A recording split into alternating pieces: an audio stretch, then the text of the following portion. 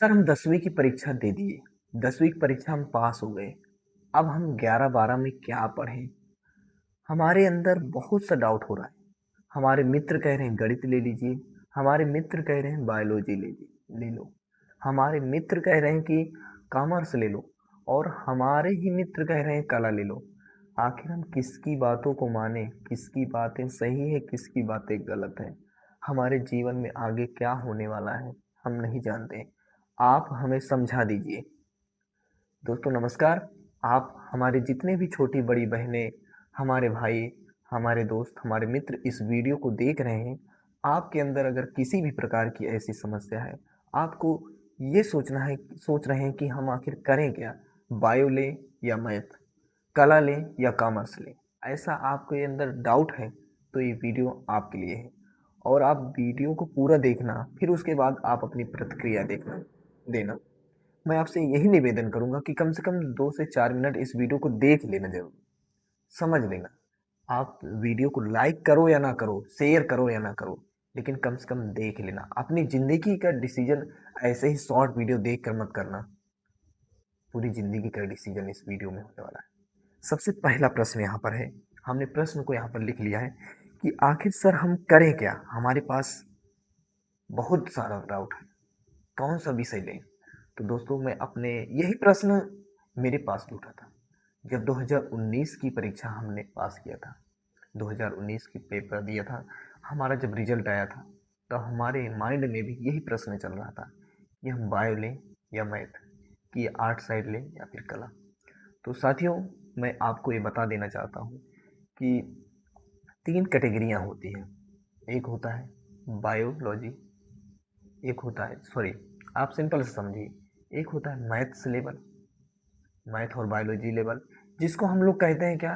Science.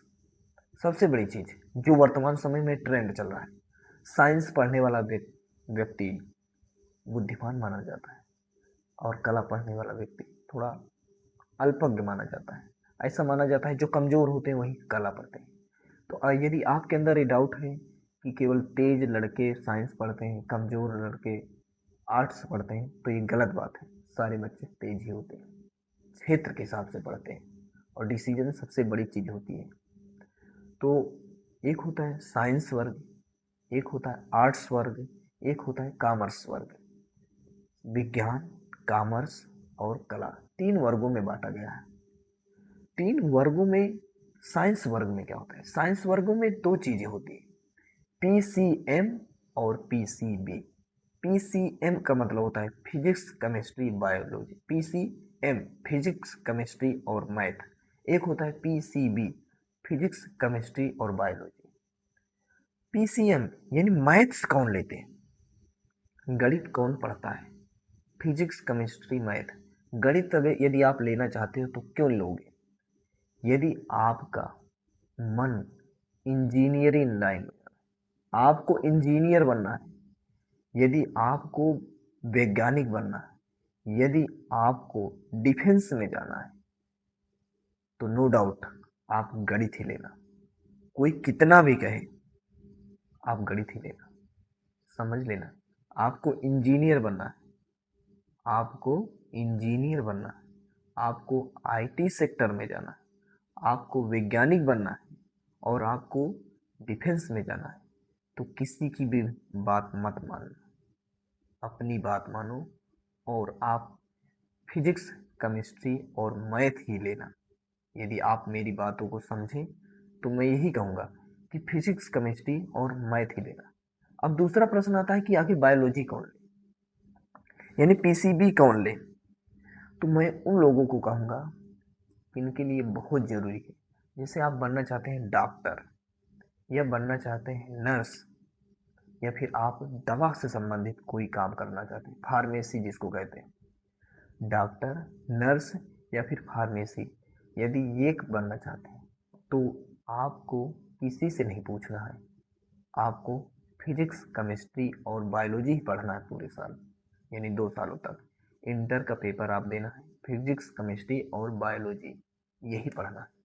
तो हमने बताया आपको कि फिजिक्स केमिस्ट्री मैथ किसको पढ़ना है? जो आईटी सेक्टर में जाना चाहता है, जो वैज्ञानिक बनना चाहता है और जो इंजीनियर बनना चाहता है। या फिर डिफेंस में जाना चाहता है। और यदि आपको नर्स, डॉक्टर या फार्मेसी में जाना है तो फिजिक्स, केमिस्ट्री और बायोलॉजी ही लेना है। अब दूसरा चरण आता है कला। कला दूसरे नंबर पर आता है। कला वाले लोगों को कहा जाता है ये नॉर्मल है, कम पढ़ने वाले, लेकिन ऐसा नहीं है।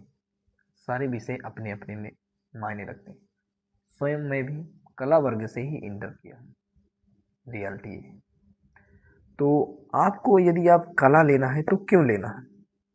मेरे जैसे यदि आपको टीचर बनना है, क्या अध्यापक, यदि आपको टीचर के लाइन में जाना है, टीचर ऐसा नहीं कि साइंस वाले टीचर की लाइन में नहीं जाते, लेकिन यदि आपको सरकारी टीचर जैसे होते हैं ना, हाई स्कूल और इंटर में पढ़ाने वाले नॉर्मल टीचर जो होते हैं, उनके लिए बेस्ट चॉइस ही है कला वर्ग लेने।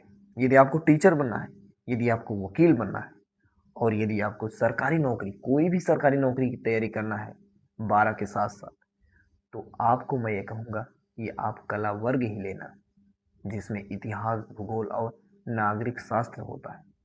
और हाँ, एक बार और मैं आपको वार्निंग दे देता हूँ कि यदि आपका इतिहास, भूगोल और नागरिक शास्त्र यानी कक्षा 10 में सामाजिक विज्ञान आपका समझ समझ वाला विषय था, यानी आपका इंटरेस्ट रहा हो तभी लेना। सामाजिक विज्ञान में यदि आपका जुड़ाव रहा हो तभी आप लेना कला वर्ग, नहीं समझ में नहीं आएगा। इतना भी आसान मत समझ लेना कला वर्ग को। तो यदि आपको इतिहास, भूगोल और नागरिक शास्त्र पढ़ने में अच्छा लगता हो तो आप लोग कला ले सकते हो। और इसमें आप ये मत सोचना कि कला वर्ग ले लिए हम कुछ नहीं कर सकते। दुनिया के बड़ी बड़ी नौकरियां इसमें हैं। भारत की सबसे प्रतिष्ठित नौकरी यूपीएससी की तैयारी करने वाले बच्चे कला ही वर्ग लेते हैं। तो आपको यूपीएससी जैसी तैयारी करना हो, आपको टीचर्स की तैयारी करना हो, तो आप क्या ले सकते हैं? आप ले सकते हैं यही कला वर्ग। या फिर आपको वकीली भी करना तो आपको कला ही लेना चाहिए।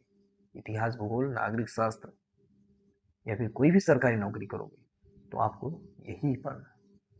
अब तीसरा आता है कॉमर्स। आखिर कौन ले? कॉमर्स कौन ले सकता है? मैं कहता हूँ यदि आपको व्यापार के क्षेत्र में काम करना है, व्यापारी के क्षेत्र में काम करना है, तो आप लेना कॉमर्स। यदि आपको बैंकिंग सेक्टर में जाना है तो आप लेना कॉमर्स, ये याद रखना। और एक चीज आता है, यदि आपको धंधे खोलना है कुछ, तभी आप कॉमर्स ले सकते हैं। तो आपको व्यापारी लेवल में जाना है, बैंकिंग लेवल में जाना है, तो आप कॉमर्स ले सकते हैं। डॉक्टर बनना है तो आप बायोलॉजी ले सकते हैं। इंजीनियर बनना है तो आप मैथ ले सकते हैं। तो ये है आपके डाउट। तो आपको अपने से एक बार पूरे सारे क्षेत्र को अपने मन से बैठ करके डिसीजन ले लीजिए, अकेले कमरे में, किसी से मत पूछिए। हो सके तो आपके कोई टीचर्स हों जो आपको गाइड कर सकें, उनके पास भी यही प्रश्न पूछिए। लेकिन हाँ, मैं आपको थोड़ा इस वीडियो के माध्यम से थोड़ा सचेत कर देना चाहता हूँ कि कोई भी ऐसे टीचर्स से जाकर मत पूछ लेना। नहीं, कुछ टीचर्स आपको ऐसे मिल जाएंगे, गणित के टीचर से पूछोगे तो कहेंगे गणित ले लीजिए, बायोलॉजी के टीचर से ले पूछोगे तो कहेंगे बायोलॉजी ले लीजिए। मैं सारे टीचर्स को ये नहीं कह रहा हूँ कि ब्लेम लगा रहा हूँ, लेकिन ऐसा कुछ होता है जिसको जो इंटरेस्ट होता है वो कह देता है कि यही सही है। वो अपने हिसाब से देखेंगे।